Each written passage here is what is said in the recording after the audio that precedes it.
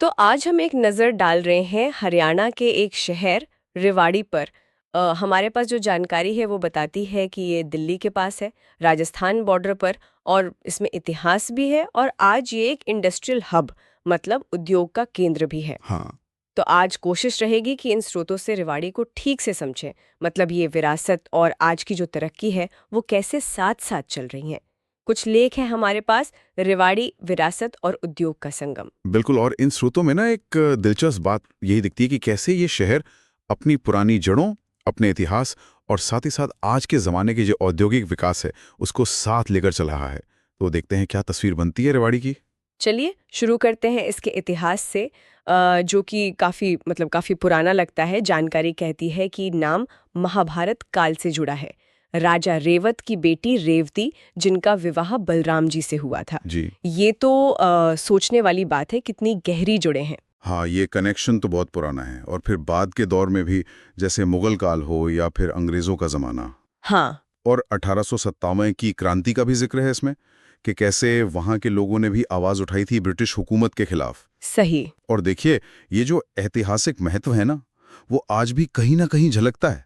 खासकर दिल्ली से इसकी जो नज़दीकी है, करीब 85 किलोमीटर, ये इसे रणनीतिक तौर पर अहम बना देती है। हाँ, ये तो है। मतलब ये सिर्फ इतिहास नहीं, आज के टाइम में भी लोकेशन बहुत काम आ रही है। बिल्कुल, लोकेशन का फायदा तो है ही। और फिर लोकेशन से ही जुड़ता है उद्योग।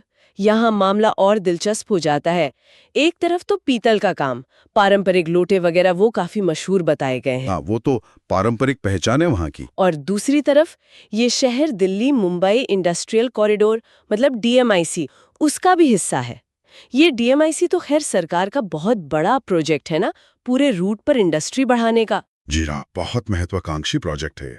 और जैसा स्रोतों में भी है, गुरुग्राम और पास में ही जो बावल इंडस्ट्रियल एरिया है, हाँ, बावल। उसकी वजह से यहाँ ऑटोमोबाइल और इंजीनियरिंग वाले उद्योग भी खूब पनप रहे हैं। तो ऐसा लगता है कि रेवाड़ी अपनी लोकेशन का पूरा फायदा उठा रहा है। सही। मतलब वो पीतल वाला पारंपरिक काम भी चल रहा है, और साथ में ये नए आधुनिक उद्योग भी आ रहे हैं। तो सिर्फ एक ऐतिहासिक शहर नहीं रहा, बल्कि एक उभरता हुआ औद्योगिक केंद्र भी है। लेकिन इस पूरी औद्योगिक कहानी के बीच में एक बिल्कुल ही अलग अनोखी सी चीज है, Rewari heritage team loco shed. हाँ, ये तो है। जानकारी कहती है कि ये भारत का अकेला ऐसा स्टीम इंजन शेड है जो अभी भी काम कर रहा है, चालू हालत में है। अच्छा। और दुनिया के सबसे पुराने चालू स्टीम इंजनों में से एक फेरी क्वीन वो भी यही है। ये तो कमाल की बात है। मतलब एक तरफ इतनी इंडस्ट्री और दूसरी तरफ ये। हाँ, और ये बात ना शहर के एक तरह के मिजाज को दिखाती है, कि एक तरफ आधुनिक विकास हो रहा है तेजी से, और दूसरी तरफ अपनी इस तरह की जो अनोखी विरासत है, उसे सहेज कर भी रखा है। सही कहा। ये दिखाता है कि शायद विकास और विरासत ये हमेशा एक दूसरे के दुश्मन नहीं होते, साथ चल सकते हैं। बिल्कुल। और इसी मिले जुले माहौल में और भी चीजें दिखती हैं। जैसे स्रोतों में जिक्र है आधुनिक बीएमजी मॉल का। हाँ, मॉल भी है। तो दूसरी तरफ प्राचीन घंटेश्वर मंदिर और कुंड जलाशय जैसी ऐतिहासिक जगहें भी हैं। और पास में ही धारूहेड़ा है, वो भी एक उभरता हुआ इंडस्ट्रियल टाउन है। सही। कनेक्टिविटी भी अच्छी बताई गई है। NH-48 गुजरता है, रेलवे जंक्शन तो है ही बड़ा, और दिल्ली एयरपोर्ट भी मतलब बहुत ज्यादा दूर नहीं है। हाँ, ये कनेक्टिविटी बहुत अहम है, न सिर्फ उद्योग के लिए, बल्कि लोगों के आने जाने के लिए भी।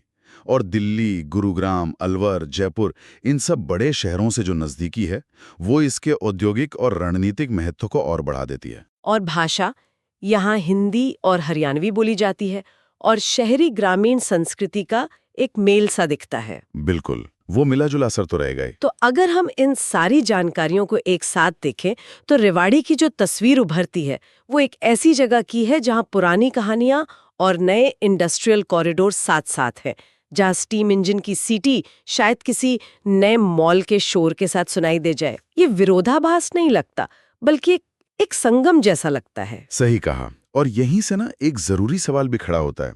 जैसे रेवाड़ी अपनी विरासत, मिसाल के तौर पर वो स्टीम लोको शेड, और दूसरी तरफ तेज औद्योगिक विकास जैसे डीएमआईसी का हिस्सा होना, इन दोनों के बीच एक संतुलन बनाने की कोशिश कर रहा है। हाँ। तो भविष्य में शहर की अपनी पहचान बनाने में इन दो ताकतों का ये संतुलन ये कैसा